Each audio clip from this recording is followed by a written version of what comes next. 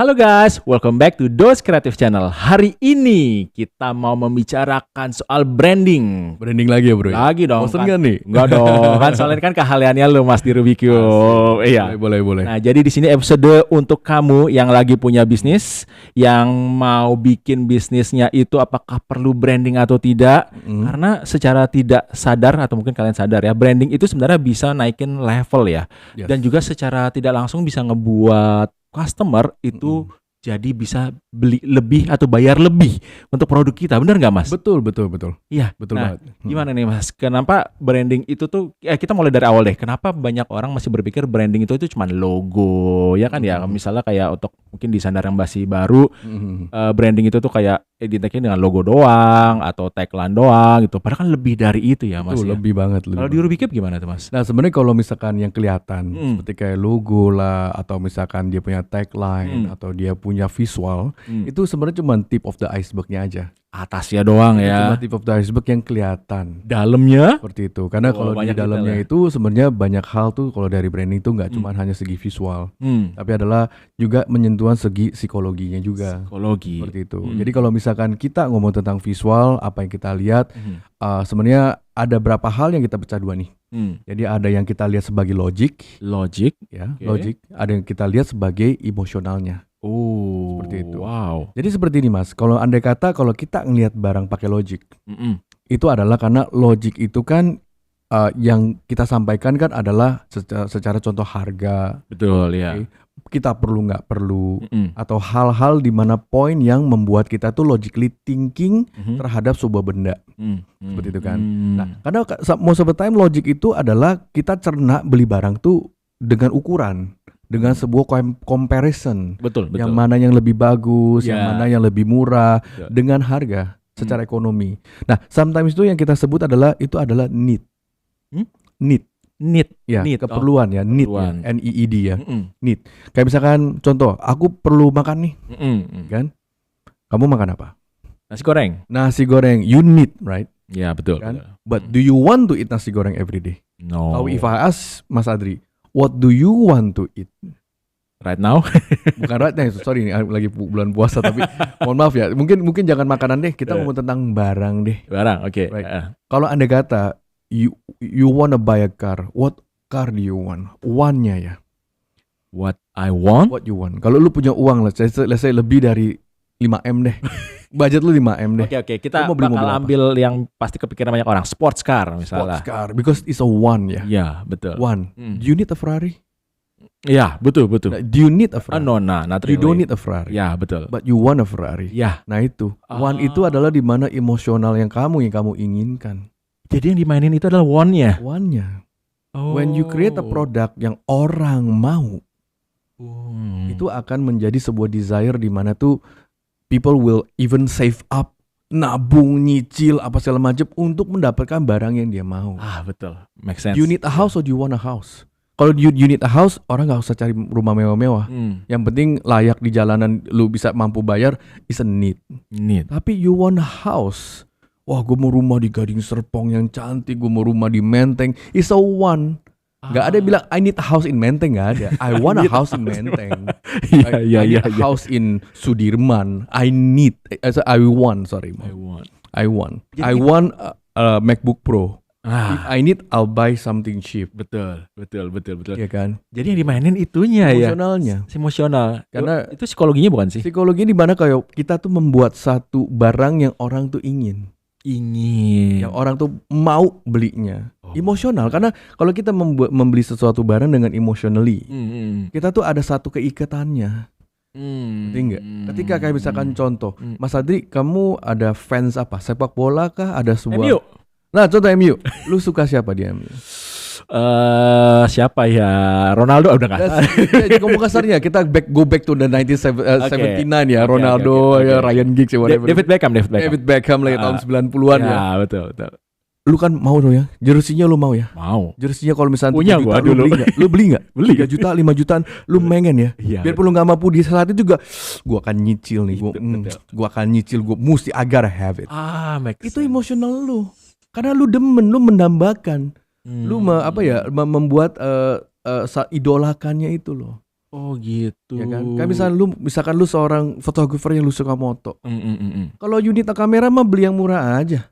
Betul. Tapi kenapa orang gue mesti Leica, ya kan? Gue mesti kamera Sony atau mesti kamera, ada yang fanatically ke Canon, ke Fuji. Why? Kalau function unit, ya logically, lu akan yang mana yang lebih benefit, yang mana fiturnya lebih banyak, yang mana wah. Tapi that's not what people see. Kenapa banyak orang misalkan yang gue tahu, yang gue kenal, pakai Sony camera? Iya. Karena ada komunitasnya. Ya kan, ada sebuah sehingga lu beli, gue beli, kita nanti moto bareng ya. Ada kesatuan human relationnya di situ. Emotionnya yang kena. Ya kan. Sebenarnya kalau misalnya ngomong tentang function segala macam, ya plus minus semuanya. Betul, ada banyak orang bilang, waduh ini functionnya Sony masih keluar burang bokeh ya. Dia punya interface-nya lebih bagusan Canon. Ya kan, punya layar tapi nggak bisa, yang zaman dulu ya, nggak bisa touchscreen. No. Well, sometimes the Sony people like, I don't care. I'm a Sony. Iya, right? Orang yang suka Canon banget, I'm a Canon, gue Peter McCannon banget, right?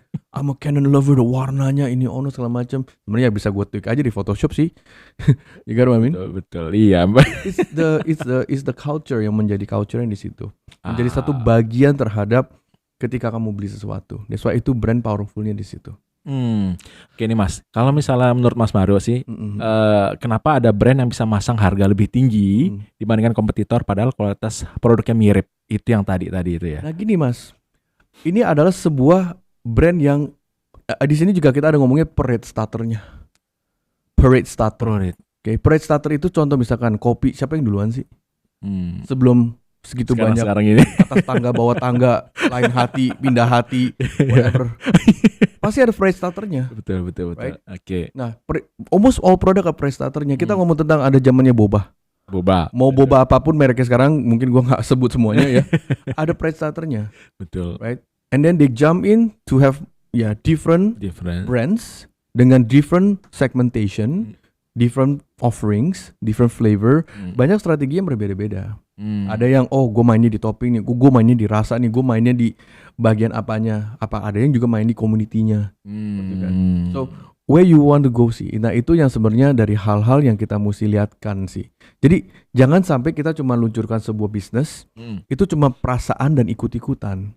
Karena kalau kita ikut, nggak ada jiwa kita di dalam. Sebenarnya yang kamu ambil adalah jiwa orang lain yang kamu tumpang.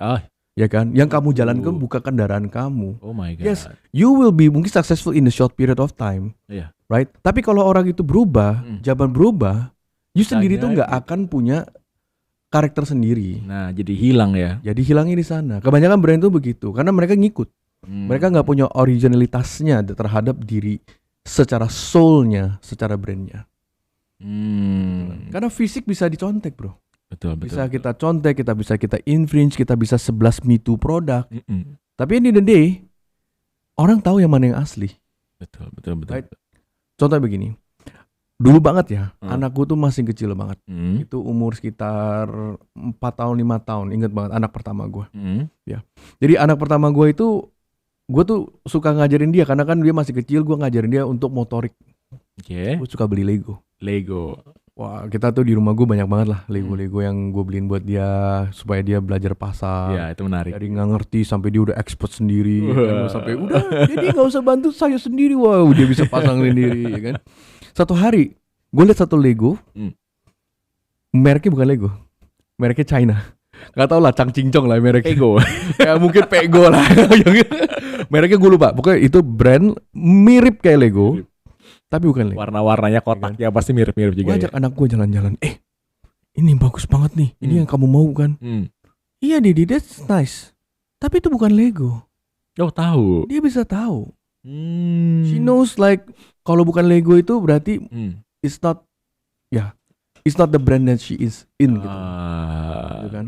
Jadi ada sebuah jadi alien ya terhadap sebuah produk itu menjadi alien. Dan jadi attach gak sih dengan brand tersebut ya? Dengan brand itu jadi attach ke Legonya. Maupun apapun gitu ya, yang kita jadinya Lego. Kan kayak contoh misalkan sekarang gue mau taruh sebuah minuman air putih, lu pasti bilangnya Aqua. It's a brainwash. Betul. Itu menjadi parade starternya. Right? Kayak di rumah, Jangan lupa Sanyonya matiin. Lu tahu kan Sanyo? Padahal mereknya mungkin bukan Sanyo. Iya. Right. Sanyo is a brand. Ya kan, bukan Kompa loh, tapi is a brand. Jangan lupa odolnya. Odol, iya. Kan, jangan lupa kodaknya. Jangan lupa orang tua zaman saya dulu. Jangan lupa bawa kodak ya. Kodak, gitu kan? Iya benar. So there's a lot of things yang sebenarnya menjadi pre-starternya. The second thing, the third things-nya itu menjadi istilahnya yang merupakan atau the me too produknya, kan? Atau mereka bilang the fighting brand-nya atau me too produknya yang serupa. Karena memang kalau kita once bisnis jalan pasti ada yang mengikutnya.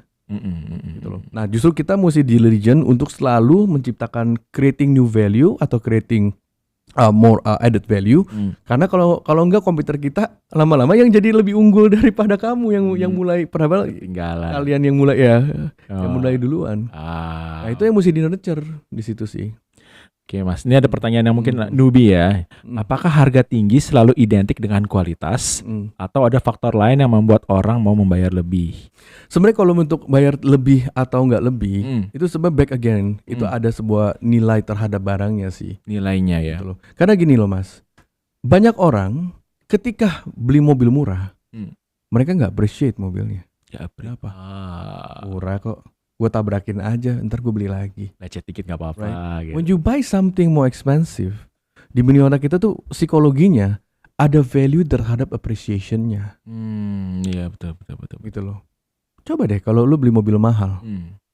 Sekarang gini deh, gak usah ngomong mobil Eropa deh, mobil China juga udah mulai mahal nih. Lu masih parkir di depan rumah, mahal. Ya ada that appreciation-nya. So the value inside yang sebenarnya mix ya di emotional kita psikologi kita adalah, gue susah payah nih gue dapetin hal ini. Right? Pernah tahu nggak kenapa Starbucks gagal di Australia? Gagal? Starbucks tuh gagal di Australia. Banyak gerai di Australia, kalau misalnya you baca ada kompetitor yang lainnya kah yang lebih murah atau gimana? Karena memang culture Australia itu mereka kopinya rasanya ya. Misalkan orang Australia itu rasanya kopi orang Australia itu lebih enak daripada Starbucks. Oh gitu. Mereka nggak appreciate when Starbucks masuk ke dalam Serius? Australia. Betul. Dan what is the problem dari Starbucks yang Starbucks lakukan adalah di saat itu. Ini ada kok you can check into dia punya ininya ya, sejarah beritanya. Karena Starbucks itu kecepatan untuk manifest mereka punya store-nya. Jadi kecepatan buka di satu saat. Gitu. Menyebar gitu. Terlalu cepat. Kecepatan. Jadi gini loh, sama juga dengan produk. Kalau lu susah dapet, lu akan kalau ketika dapet lu akan appreciate. Ya. Coba lu suka main PlayStation 5, yang ketika itu barang susah datangnya ya. Pas lu dateng, aduh gue taruh nih, nggak boleh lecet nih, kamu nggak boleh pegang semuanya. You have the appreciation. Betul, mahal tuh relevan loh. Betul. Ya, betul. Misalkan kita ngomongin game konsol, ya mungkin PS5 mahal buat seberapa orang. Untuk konsol. Kan? Dibanding kalau sama kayak mungkin konsol yang lebih murah ya, kan? Atau mungkin Nintendo segala macam. So mahal itu relevan bukan cuman hanya nominal, gitu kan? Tapi dari value di mata bagaimana kita appreciate barang itu. You see what I mean? Yeah. That is actually becomes like what makes it expensive sih. Siap. Oke, Mas Mario. Menurut Mas Mario apa sih kunci utama agar sebuah brand memiliki nilai lebih di mata pelanggan? Nilai lebih itu mesti ada emosionalnya tadi. Balik lagi Mas. Emosionalnya. Jadi kalau misalnya lu nggak bisa membuat barang itu menjadi sebuah identitas orang itu miliki, atau orang itu mau, atau si consumer itu mau, barang itu sebenarnya nggak ada nilainya. Nggak ada nilai. Karena begini nih Mas. Gua andai kata kayak tadi lu kan bilang lu suka MU, right? Lu pasti lu jaga ya bajunya kan, jersey yang lu beli itu. Berapa dit? Iya berapa ya? Berapa? Coba ingat-ingat. How much did you bought that? 1 juta. 1 juta. Menurut lu mahal nggak? Saat dulu mahal. Tapi akan ada lebih mahal kan? Ada mahal. Tapi sekarang. Itu baju lu ada baju lain nggak yang mahal? Yang sejutaan juga selain jersey itu? Gak ada. Gak ada. Berarti itu kalau lu kondangan pakai jersey itu dong ya? Karena yang termahal di kloset lu kan ya bro. Iya. Lu buang-buang gak bajunya? Ya enggak lah. Apa lu cuci sendiri? Sendiri. Atau lu jemur di depan rumah? Enggak lah, yang pasti dijaga kan. Nyucinya misalnya enggak dicampur itu kayak kan? gitu. Karena sebenarnya ada baju lebih mahal dari 1 juta gak? Ada kan? Ada banyak. Buat lu 1 juta mahal, bukan ekonomi ya. Tapi the value loh. Gitu loh, the value. Karena lu merasa baju itu ada sebuah meaning terhadap lu. Iya. Nah itu yang sebenarnya mahalnya di situ. Coba deh kadang-kadang gue kasih lu baju partai yang lu nggak ada artinya, atau gue kasih lu baju promosi dari apa lah ya, lu jaga nggak seperti kayak si kagak ya. Nah karena kenapa? Nggak ada emotional bonding terhadap produk itu. Kenapa gue jaga laptop ini? Ya karena ada data. Ya selain ya, I really want this laptop. I really like this laptop. Seperti itu loh. When you don't put value into a product, ya produk itu menjadi gampang di replace. Jadi yang perlu kita suntikan di sebuah brand itu adalah value-nya ya. Value itu nggak selalu bobot materi loh ya, nggak selalu. Jangan salah kaprah. Maksudnya itu dia ngomong itu udah mulai the long time ago. Zaman sekarang tuh value itu adalah terhadap identitas. Right? Kayak ada orang yang benar-benar menghargai satu baju. Mungkin bajunya cuma mungkin 300.000, tapi karena sebuah gambar artis yang bikin dan dia suka sama artis itu, dia akan jaga. Betul. Right? Iya. Jadi it's not about just expensive-nya, gitu kan. Tapi identitas yang orang itu bangga pakai baju. Oh, make sense ya. Iya. Oke, ngerti. Gitu. Nah, nih Mas Mario nih. Sebenarnya bagaimana peran emosi dalam keputusan pembelian? Itu kalau di Ruby Cube kalian memikirkan soal itu nggak sih? Pemesanan pembelian kita benar-benar mesti setir terhadap kita bagaimana kita ngomongnya. Jadi aneh kata kalau kita ngomong tentang sebuah pembelian ya, kita ngomong tentang kalau beli itu 100%, right? Nah, bagaimana kita itu bisa achieve ke atas? Ya, misalnya ke 100%-nya. Jadi pertama adalah attention, interest, desire, sama action. Terakhir action. Ya action itu ya istilahnya, wadah, gue beli nih. Terakhir gitu ya. Ya, attention itu produk you atau you punya brand you dapat gak attention kepada pasar yang you mau, yang Mas Adri mau grab. Gitu loh. Jangan sampai produk ini tuh nggak punya identitas. Ya, identitas itu balik lagi bukan logo loh. Bukan logo. Betul. Logo cuman hanya sesuatu yang kita ingat apa itu barang itu. Part kecilnya aja ya. Part kecil. Bisa kayak nama lah, Adri, Mario. Ya kan nggak semua orang namanya Mario ya. Kalau susah kita identifikasikan ya. Yang Mario, wah, yang mana semua nama Mario ya kan? Ya. Oh, kita ada nama itu identity. Right? Betul. Nah, identity itu adalah sebuah barang yang kita menidentifikan bahwa oh dia tuh si warna ungu, dia namanya Mario. Ya dia bentuknya bulat, aneh kata ya gue bulat gitu kan. Aneh kata ya. Nah, itu Mario. Tapi kan Mario kan punya feelingnya juga. Ya kan Mas Ari ada feelingnya juga. Nah, personality-nya apa di dalamnya? Seperti itu ya Mas. So balik lagi, pertama adalah attention dulu. Attention ini pertama. Kalau lu nggak dapetin attention kepada audience yang lu sebenarnya sudah research, berarti lu ada salah message di situ. Oke, jadi pertama attention ya. Jadi yang penting untuk kita menggrab perhatian calon pembeli. Betul. Oke, kedua tadi apa? Kata begini deh. Tadi kan lu dapat attention nggak dari Manchester United-nya? Oh iya dong. Right? Ya. Ya karena lu udah fans sama dia kan. Itu karena fans. Because lu tahu dong identitas mereka. Warnanya apa? Merah. Terus apa lagi? Kuning. Kalau dulu ada biru, ada. Nah, you know about it. Itu kan identitinya mereka. Betul. Right? Nah, when you have the jersey desainnya pun apapun, dia kan ada karakteristik kan. Betul, setiap tahun beda-beda. Beda kan, stylenya beda, nggak cuma logo doang yang dijual ya. Ya kan, pasti ada gambar yang berbeda atau stylenya, patternnya lah apalah gitu kan ya. Right? Nah, itu attentionnya dapat nggak ke lu? Gitu loh. Kalau attentionnya dapat, itu boleh bilang ya nambah 25% gitu. When dia 20% keputusan pembelian. Ya, udah tertarik kan 25%. Oke. Nah, once lu temuin lagi dalam sini kan kita ada tadi kan ada dari attention. Ini stopping point nih. Kalau produk lu atau brand lu nggak bisa menstop orang, bukan semua orang ya, gue nggak bilang semua orang lu. Pokoknya orang yang kamu sudah targetkan, right kan?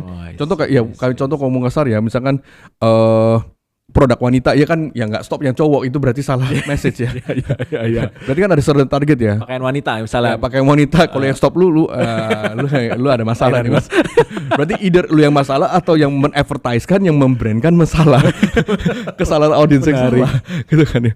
Right? Kayak misalnya produk anak kecil ya makanya warna-warni karena ya dia nge-stopping powernya biar si anak itu datang stop. Wow, ya kan? Ya karena emang dunianya ke anak kecil yang dia suka dan mainan pun juga banyak macam loh. Ada buat wanita, ada buat yang cewek, ada yang buat cowok, ada yang Barbie. Ya kalau yang message-nya Barbie yang stop yang cowok, wow masalah ini. Either perusahaannya masalah atau emang anaknya masalah. Okay. Nah stopping power pertama itu attention mesti ada. Kedua adalah bagian interestnya. Interest. Ketika lu sudah stop, lu pasti interested dong. Apa bedanya? Interest. Lu akan pelajarin lebih jauh lagi. Oh gitu. gitu loh. Lu akan ingin tahu lebih banyak infonya lagi. Ih, keren nih barang nih. Oh, I see. Apa sih di belakang ini? Apa sih ceritanya nih? Nah, they will learn into personality-nya bagaimana terhadap produk itu. Oke, sorry gua cut Mas ya. Misalnya kan tadi ada sebuah produk misalnya aparel ya. Orang ngelihat, pertama adalah attention dulu, bagus nih gitu loh. Tapi apakah mereka bisa interest untuk masuk ngelihat ke sosial medianya lebih lanjut lagi? Betul. Itu seperti itu. Kadang-kadang gini Mas, lu mau beli barang, lu suka nih, lu lihat di Instagram, satu baju yang bagus. Lu pengen penasaran gak sih dia ada yang lain enggak lagi? Nah, bagus. Itu interest masuknya. Berarti dia kan pengen belajar lagi tentang apa yang you bisa tawarkan ke gue nih. Oh gitu. Oke. Pertama kali Apple kan zaman dulu kan ada segmented banget ya. Betul. Ketika dia buka company itu kepada semua orang, mereka melalui apa? iPod. Fenomenal. Kan? Karena barang nggak terlalu mahal. Ya maksudnya masih mahal ya di kategori mereka sih MP3 player mahal, ya kan? Nggak terlalu mahal, gampang, dan ini bisa semua orang karena semua orang rata-rata suka musik. Betul. Dan suka namanya dengar musik, ya kan, dengan mungkin musik yang berbeda-beda. Nah, Apple memakai barang yang itu dulu. Dia nggak jualan laptopnya dulu. Karena satu, ini high price. Kalau kita ngomong tentang lu men-advertising laptopnya dulu di awal, itu high price karena ya entry barrier-nya tinggi. Karena compatibility-nya ya di zaman dulu ya. Karena kan Mac sama PC kan ada jauh ya. Kalau iPod kan enggak, lu tinggal colok masukin lagu, enak. Nah, dari iPod, ketika iPod itu produk yang bagus dan orang lebih suka, orang penasaran, ini produk ini yang ini aja bagus nih. Dia jual apa lagi sih? Apalagi. Nah, itu interestnya di situ. Dia akan mulai, ternyata komputernya oke juga ya. Oh, ternyata dia punya iPad ya. Oh, dia punya headphone ya. Dia akan belanja lebih banyak lagi, dunianya itu, ekosistemnya dia akan pelajari. Nah, interest itu adalah boleh bilang ya getting to long content. Long content. Kalau stopping power di depan kan short content dulu kan, setelah pancingan lah. Lu punya brand, lu pancing, lu pajang gitu kan, atau lu ada di situ, lu hadir. Orang lihat kupu-kupu datang, ingat ya kemarin gue bilang kupu-kupu ada datang. Nah, ketika kupu-kupu masuk ke dalam lu punya taman, your garden, dan dia akan explore yang lain. Tamannya. Ya hopefully kupu-kupu itu akan stay. Kalau you nurture it dengan baik. Ya bukan nanti kupu-kupu kita bejek, kita wah lu gak boleh kemana-mana gitu kan. Kita peres gitu kan. Dia kan jadi stres ya kupu-kupu gitu. Nah, once you have that, udah kita namanya interestnya ya. Dan nextnya adalah desire-nya. Desire. Ya, jadi bagaimana kita membuat itu ada lebih banyak desire untuk membelinya. Itu kalau secara teknisnya misal di Rubik's Cube itu gimana Mas kalian merancang kalau itu? Standpoint-nya itu kita udah mesti pikirkan secara istilah planningnya. Planning. Ya, bisa lu lihat di toko itu selalu tuh ada namanya secara ininya ya, dia punya flow-nya. Flow di tokonya ya. If you notice nggak notice tuh ada flow-nya. Iya. Nah, flow yang paling kelihatan banget, coba lu ke IKEA deh. Nah, iya betul. Dari lu parkir mobil, lu masuk ke eskalatornya, dikasih tas, dikasih penggaris, pensil. Lu lihat dulu. Nah, dia kan kasih lihat nih. Dia yang hebatnya kalau dari IKEA itu adalah dia kasih dulu lihat apa produknya bisa lu diimajinasikan kalau rumah lu tuh begini. Cakep lo gini loh, kayak gitu. Dia tatahin dulu dengan baik ya. Kalau andai kata kalau apartemen Anda adalah 35 meter persegi, bisa seperti ini loh. Iya. Right kan?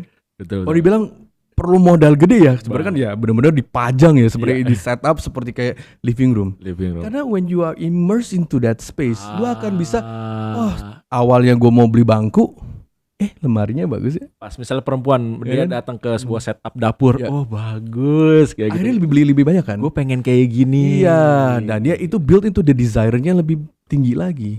Nah, ketika you udah bisa membuat your customer itu masuk ke dunia lu, yang tadi si taman brandingnya ini kan bukan marketing. IKEA nggak marketing loh. Iya betul. Have you seen IKEA marketing? Nggak kan? Nggak ada. Dia membuat tamannya segitu cantik.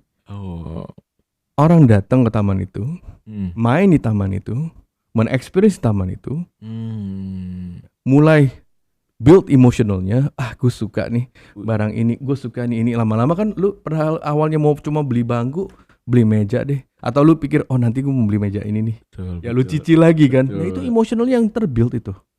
Itu tadi IKEA tuh satu tempat itu ekosistemnya udah terbentuk. Nah, lu lihat flow-nya tuh bagus kan. Di awal dia kasih tahu kan, misalkan kalau lu punya ruangan seperti ini, kalau lu mau kitchen seperti ini, bedroom lah, study room lah, dining room, dikasih satu floor semua itu. Kurang lebih it takes you about what? 1 hour to 2 hour, and then stop dulu ya makan.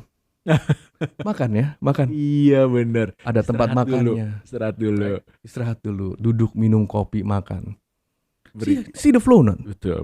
See the flow not? Lu nggak pernah lihat orang tuh terbalik masuk ke IKEA? Iya benar. Ada nggak orang terbalik? Oh nggak ada, gue dari belakang masuknya keluar jadi entrance. Nggak ada. Iya. Flow. Oh my god. Nggak kepikiran ya? Kepikiran, misalkan udah makan selesai segala macam. Time belanja aksesoris. Jangan kemana-mana dulu, aksesoris. Turun ke bawah. Iya. Kita ambil aksesoris, gunting lah, piring lah, pentil gitu lah. Yang kecil-kecil lah ya, pecah belah yang kecil-kecil. Pakai card, dorong ya kan. Dikasih lihat sama juga tuh, repeat. Dari barang-barang kitchen, aksesoris kecil-kecilnya. Tadi lu kan udah beli sofa, lu udah beli rak lemarinya, lu butuh botol kecapnya loh. Lu butuh sendoknya loh. Lu butuh organizernya loh. Ada semua. Right? Gitu. Dikawal lagi tuh journey-nya. Sampai keluar kan. Ya lupa, barang-barang bisa Anda bawa pulang sendiri. Langsung. Sendiri. Apa gua anter? Ya. Semua barang rata-rata di IKEA itu masuk mobil. Betul, iya. Perhatiin deh. Muat ya. Itu desainnya benar-benar pinter banget mendesain sehingga emang barang mereka tuh bisa masuk ke mobil komersial ya. Gile ya. Gak semua barang, gak hampir semua barang ya. Mungkin ada barang-barang sofa gitu yang berbeda ya. Tapi kayak lemari segala macam banyak kan desain mereka tuh dibikin sebuah standarisasi masuk ke mobil orang. Wow. Itu emang udah standarnya ya mereka ya. Mereka ciptakan sengaja gitu. Iya, sengaja. Seperti itu loh. So you see how that business di dalam desire-nya itu, ya kan? Kayak si IKEA ini nih. Nah itu sebuah brand. Dari desire action, pembelian. Keputusan. Kalau sampai action ini, kalau lu tahapnya udah bener, stopping power lu udah bener secara intentionnya, secara lu punya interest, informasi lu cukup, right? Desire-nya juga lu build bagaimana, lu belinya di mana kan segala macam. Nah, actionnya itu orang sih sebenarnya 75%, 80%, 20% ya lu punya uangnya nggak, itu aja. Ada kesalahan nggak Mas? Misalnya kalau misalnya orang yang udah punya uang dari stopping power dia udah beli. Tapi ada kesalahan nggak ya Mas? Misalnya dari desire gitu mereka punya uang tapi mereka tidak jadi membeli. Kira-kira apa ya? Misalnya mungkin ini bisa jadi pelajaran. Para pengusaha punya uang tapi orangnya nggak jadi ngebeli, right? Kebanyakan ide satu, orangnya pelit banget. Kedua adalah mungkin ada dua hal yang salah di dalamnya. Contoh servisnya nggak bagus atau sebuah kendala-kendala yang unexpected yang mungkin dari operasional. Itu benar. That is sometimes not the marketing fault. Service menarik. Misalnya kita ya datang ke toko baju, kita udah suka, attention, terus lihat-lihat lagi bagus-bagus semua, saat mau beli, tapi ternyata misalnya customer service-nya jelek. Bagus, ya kan? Dia punya orangnya terus tidak terlatih. Jadi ilfil lah. Kan? Jadi ilfil terhadap produknya. Itu masuk ya. Itu juga juga matters. Di Ruby Cup itu kalian juga merancang sedetail itu nggak sih? Kita ada merancang secara tone of voice, secara istilahnya personality-nya. Nah kalau untuk training di awal kita memang ada kerja bareng sama HR group untuk atau misalnya Salesforce untuk mereka yang melatih day to day-nya. Seperti itu kan. Kalau dari kita ada standarisasinya. Contoh misalkan kita ada restoran, boleh nggak kalau misalkan kamu punya pegawai ada tato? Oh ya, right. Boleh nggak dia kukunya panjang? Boleh nggak rambutnya belang-belang? Boleh nggak apa yang lain-lain? Make upnya seperti apa? Nah kita ada. Jadi Ruby Cup bisa sampai segitu? Kita sampai segitu, karena kita kebanyakan klien-klien di perhotelan. Nah, perhotelan kita mesti setel. Bahwa kalau misalnya di dalam perhotelan pun kita ada namanya hotel, ada journey-nya. Oke. Ada hotel journey-nya, istilahnya kan pas datang kita sambutnya seperti apa. Dikasih misalkan secara welcome drinknya apa, cara duduknya seperti apa. Nah kita ada beberapa, nggak semua hotel minta, cuma ada beberapa hotel yang minta seperti itu. Kalau F&B Mas, kalian sampai segitunya nggak? Misalnya dari salamnya, pengucapan salamnya. Sampai kalau orang masuk, yashimase. Nah itu kan branding ya. Oke. Seperti itu loh. Gila. Nah itu juga mesti ada gitu kan. Kayak misalnya kalau kita ada satu proyek kayak Suci Swansai, ya kan? Dia akan bilang ya apa sih好吃gitu kan. Dia ada ngomongnya kalau misalnya kita siapin itunya. Itu basically it's like a slogan lah gitu, yang menjadi ciri khasnya. Oke, jadi kita mau bahas berikutnya gini Mas. Salah satu poin yang bisa nge-boost branding itu adalah storytelling ya Mas ya. Storytelling. Oke, kalau misalnya di Ruby Cube itu kalian bisa sampai ngebuat storytelling nggak sih untuk brand? Jadi storytelling itu sebenarnya essential dari branding. Esensialnya. Justru tulang punggungnya. Kamu nggak boleh nggak lewatin itu. Kalau sebuah brand lu desainnya cakep nggak ada storynya, apa meaningnya? Nggak ada value jadinya ya. Meaningnya apa? Meaningnya nggak ada. Right? Meaningnya apa? There's no meaning to what you build. Just nice to see. Misalnya untuk konsep, untuk hotel itu bahkan ada storytellingnya juga. Ada storytellingnya. Contoh, misalkan aku kupas deh salah satu hotel yang mungkin Anda tahu ada di daerah di Jalan White Hasim. Itu hotel namanya Ashley. Ashley Hotel itu sebenarnya kita bikin seorang wanita sebenarnya yang suka keliling dunia. Dia tuh mengkoleksikan. Kita bikin ini fiction ya. Ashley ini sebenarnya seorang wanita Inggris. That's why namanya Ashley, ya kan, it's a very English name ya, Ashley gitu kan. Nah, si orang Ashley ini adalah seorang wanita yang suka keliling dunia, dia mengkoleksi barang-barang yang unik, makan-makanan yang unik, yang dia sebenarnya meletakkan semua koleksi dia di dalam hotel Ashley itu. Kita sempat bikin, misalkan dia punya brand naratifnya adalah, andai kata kita bikin iklannya, Dear Mas Adri, you know, Ashley invited you to our dinner. Sebenarnya Ashley-nya nggak ada. Gitu tapi kalian menciptakan itu. Wah, this is Ashley's favorite menu. She brought it back from Italy. Keren loh. Give it a try. Gue jadi mau kesana loh. Itu dia. Nah, itu dia. Story-nya di situ. Sebenarnya kalau di ngomong kasar, gue kasih tahu dia. Ide ini sebenarnya gue ada sedikit terinspire dari satu film namanya The Great Gatsby. The Great Gatsby. Pernah nonton nggak? Pernah. Leonardo DiCaprio. Dia bikin party, tapi si Leonardo DiCaprio nggak pernah hadir. Tuh gue lupa. Udah nonton. Dia selalu kayak who owns this place? Oh iya. Pernah nonton nggak? Iya. Itu gue udah mendapat inspirasi story itu yang gue menjadikan si storynya si Ashley. So Ashley ini orang fiction, nggak pernah ada. Kalau lu masuk ke dalam hotelnya, ya sebenarnya it belongs to this lady called Ashley. Dengan dia punya sukanya apa, yang dia koleksinya. Jadi kalau jika lu masuk, ini adalah Ashley punya dari mana? Ini Ashley dari sini dari situ. So it's more like lu masuk ke domainnya si Ashley ini. Kita coba ambil brand story-nya. Contoh dari brand lain boleh Mas? Tadi kan kita sempat ngobrol off cam, Kartel, yang di Bandung. Hotel Kartel. Itu singkatan apa Kartel? Kartel adalah Art Hotel ya? Creative Art Hotel. Creative Art Hotel. Di situ kalian buat storytellingnya juga nggak sih? Sama, storytellingnya seperti itu. Jadi kalau storytellingnya si hotel ini, ya misalkan sekarang gini. Pada umumnya hotel itu apa sih? Bed and breakfast. Right? Lu jualan ranjang, kamar, AC. Makanan, ya. Kalau tetangga lu bikin yang sama, gimana lu compete-nya? Ya, iya. Apa? Desain lu lebih bagus. Ya oke, tetangga lu juga cari desain interior juga lebih bagus daripada lu. Kan main modal nih berarti kan? Main uang, ya kan? Main uang. Terus bagaimana compete-nya? Sudah desainnya bagus, contoh sekarang gini lah, lu beli baju yang paling bagus. Terus Mas Adri harus behavior kamu seperti apa? Wah, bikin lagi lebih bagus. Bukan. Maksudnya kalau misalnya sekarang ya, andai kata kalau interior sama arsitek adalah baju kamu. I can wear a very expensive shirt. Tapi behavior etiquette-nya Mas Adri apa? Itu kan jiwanya. Cara lu ngomong. Kalau misalnya sekarang lu pakai jas, lu ngomongnya seperti apa? Bro, lu kemana bro? Gitu. Atau, hi, saya Adri. Karakter lu apa yang lu akan setel ketika lu pakai jas? Ya, sesuai lah ya. Lu akan sesuai kan, ya kan? Kalau sekarang lu ke acara pernikahan orang, lu kan nggak bakal, misalnya maaf ya, bertingkah kampungan kan? Cicilan gitu. Right? Atau misalkan lu lagi makan meja, ya kan? Pernikahan orang terus lu angkat kaki gitu makannya, apa? Dengan sifat lu yang di rumah lu bawa nggak? Enggak kan? Lu akan setel kan? Secara brand lu kan? Betul. Ya itu loh. Sama brand juga sama. Baju, meja, pajangan itu cuma hanya visual eksteriornya aja. Tapi bagaimana Mas Adri ngomong bagaimana? Gitu loh. Itu brand juga. Attitude seperti apa? Apakah Mas Adri adalah tipenya orang yang very chic, fun, yang humorous, hahaha. Hari ini cuacanya bagus ya, hahaha. Atau enggak seperti apa kayak? Udah malam belum Mas? Ya coba lu tanya gue question. Kayak tanya tinggal gue di mana? Di mana Mas tinggalnya Mas? Menteng. Bisa nggak attitude kayak gitu juga? Bisa, nggak bisa juga. Bisa sih. Bisa juga. Nah, bagaimana attitude lu? Iya. Dengan kayak brand kan pasti ada attitude-nya kan. Coba misalkan Uniqlo.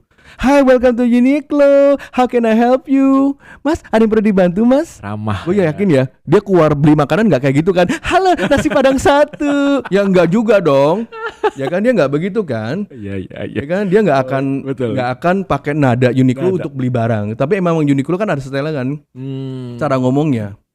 Gitu menarik. Toko kita sedang ramai. Iya, betul. Jagalah barang Anda. Ya kan seperti itu, apa kamu atau apa. Nah, apa nih kata-katanya. Dan itu bikin satu culture-nya. Gitu loh.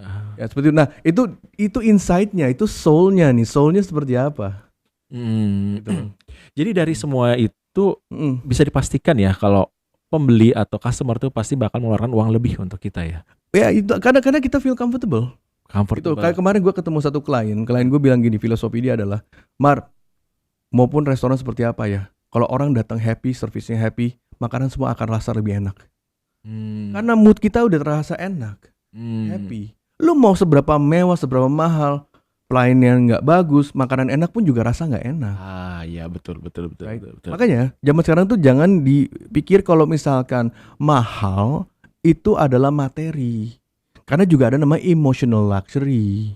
Emotional luxury juga ada loh, maksudnya emotional ya. Jadi materi itu nggak cuma luxury nggak cuma materi doang. Bukan karena kayak restoran kamu dibuat dari emas dan marmer, orang kan datang nggak selalu. Emotional dapat nggak? Maka sekarang kan kita ditawarkan banyak hal. Bisa aja orang nggak perlu materi, dia perlu kesehatan. Iya. Ya kan? Bisa aja lu nggak pakai marmer, lu cuma hanya pasir dan lantai dan kokonatri. Nasi goreng lu bisa 2 juta. Iya betul. Tahu nggak? Iya, tanpa lu pakai marmer dan pajang emas, tanpa si orangnya pakai jas untuk melainin lu. Suasana emosionalnya itu loh. Betul. Right? Tadi kalau itu kan ya emang pantai kan. Ini gimana lagi? Apa lagi? Ya kan? Karena itu adalah key point terhadap sebuah brand yang turun menjadi pelayanannya, dunianya itu loh. People will pay more, trust me. Gitu loh. People will pay more when they love the world. Dan sometimes mereka bukan jadi customer, mereka jadi fans. Jadi die-hard fans. Atau bahkan mungkin jadi ambasador secara langsung ya. Sendiri. Ya kan kayak sekarang Apple kan. Saking ya kan kayak Apple kan. Apple ada fansnya ini loh. Orang yang beli Apple tuh bukan customer, dia fans sudah itu loh. Kalau customer ya beli 1-2 biji doang gitu kan. Betul. Kalau sekarang dia udah ada Apple Watch, laptop, iPhone, apalah, iPad, Apple Pencil, lu name it lah, earpod lah. Dia udah bukan customer, itu fans sudah. Ketika orang lain mengejek Apple, lu tahu apa sih? Ya kan? Betul. Lu nggak tahu Apple begini ya kan? Dia udah langsung ada defensive mechanismnya di mana yang dia ngebela apa yang dia suka. Karena itu dunia dia. Wah, itu mungkin customer ideal para pemilik perusahaan kali. Iya. Pengen semua pembelinya tuh seperti itu. Sekarang gini lah, lu main game kan? Lu Xbox atau lu PlayStation? PS. Ya sih, kenapa nggak Xbox?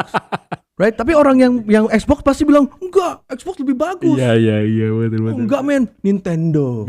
Ada lagi datang orang. Ada lagi, teng yang baru. Nah, itu dunianya. Iya, game betul. Nintendo ada game Nintendo. Betul. Ya, kalau lu mau serius, andai kata yang lebih realistik, lu ke PlayStation. Itu ada dunia itu loh.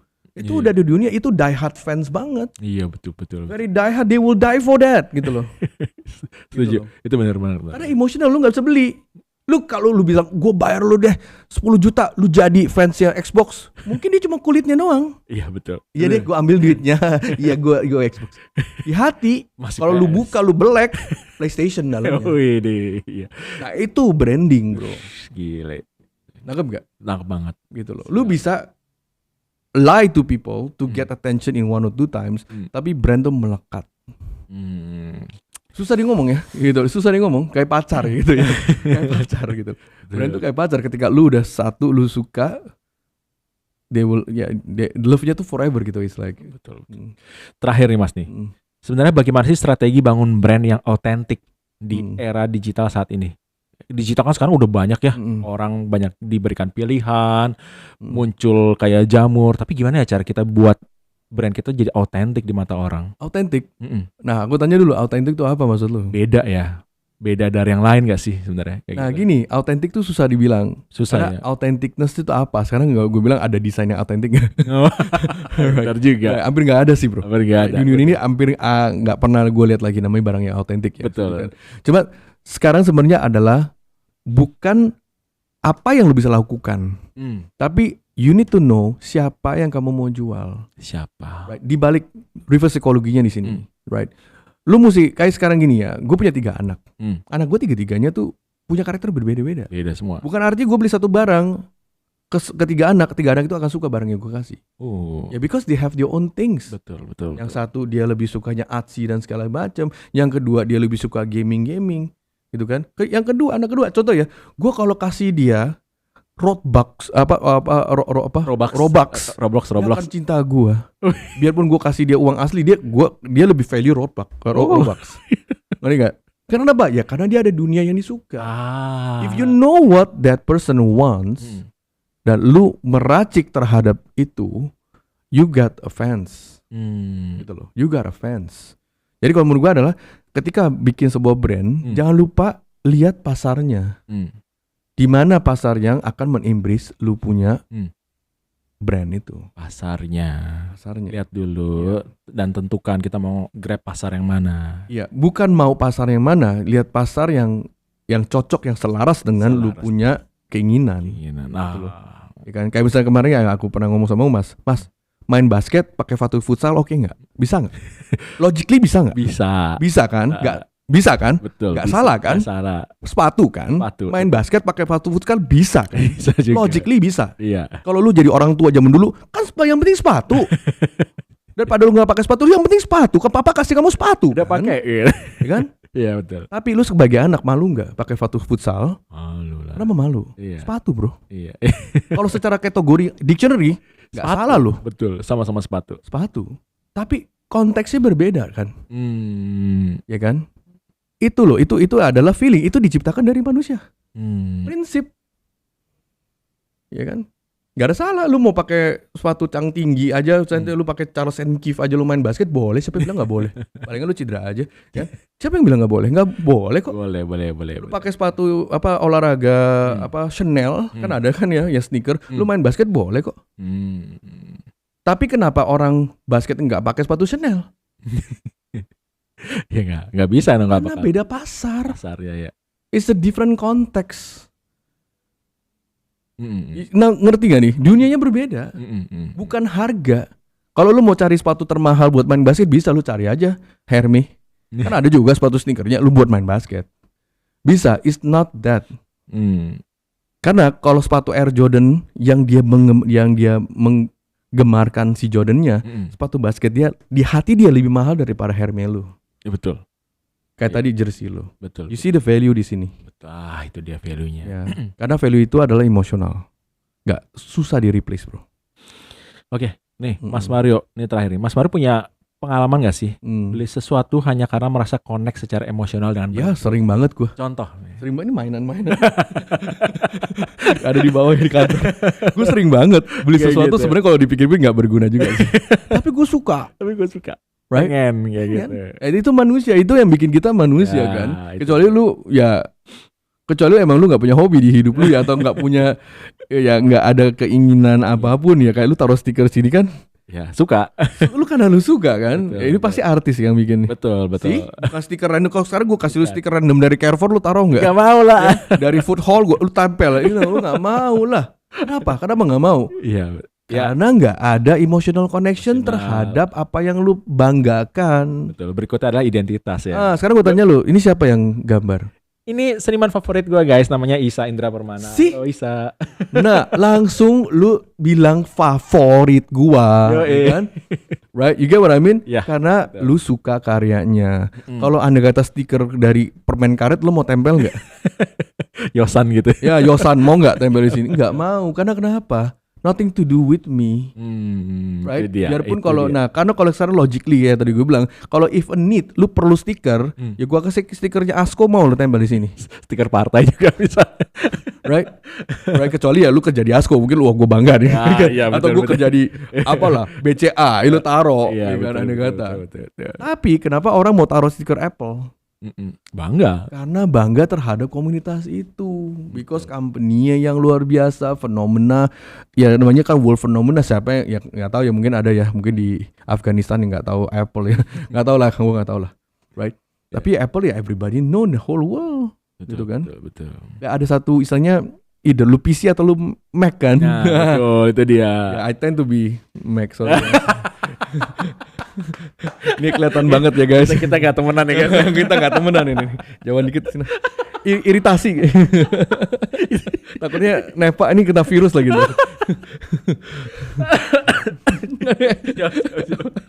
Jadi itu ya, itu apa, bahkan brand itu juga pengen membuat orang tuh identitas gue tuh seperti ini. Iya, gitu. karena manusia memang cenderung itu pengen kasih lihat lu tuh siapa. Nah, nunjukin ya, lu pakai siapa. baju ini kan lu pengen kasih lihat lu siapa.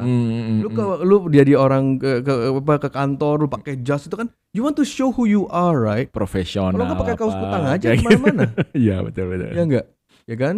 Ya, itulah itulah. branding. Ya. Oke, siap Mas Mario. Ini udah banyak banget tadi yang dibahas, dan kalau kalian pengen tahu banyak soal Ruby Cube, bisa diklik di caption. Thank you banget. Nah, mungkin nanti kita kupas ya satu project atau satu brand. Ya. Next episode-nya kita coba kupas satu brand, bagaimana nextnya nih ya, bagaimana brand itu menjadi produk. Wow, bagaimana brand menjadi sebuah produk? Bagaimana bikin sebuah usaha tanpa modal, cuma punya brand. Akhirnya brand ini menjadi brand more than $1 billion di Amerika. Keren banget. Penasaran kan? Penasaran. Nah, nanti kita kupas next episode. Siap. Oke, guys, terima kasih banyak sudah menyaksikan Dos Creative Channel. Kita sangat mengucapkan terima kasih banyak karena kalian mau nonton video ini dan channel ini. Jangan lupa di like dan di subscribe dan di komen. Thank you so much. Ada gua Adri dan Mario Utama. Bye. Goes out. Thank you.